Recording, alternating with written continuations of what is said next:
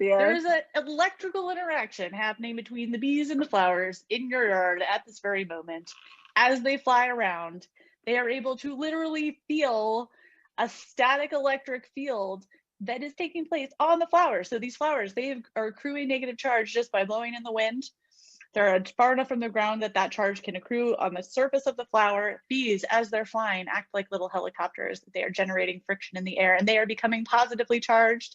Newsflash, this actually happens to helicopters as they're in flight. They also build up a static electric charge. So it's just like Yep. anything else that's flying. And when the two come together, guess what?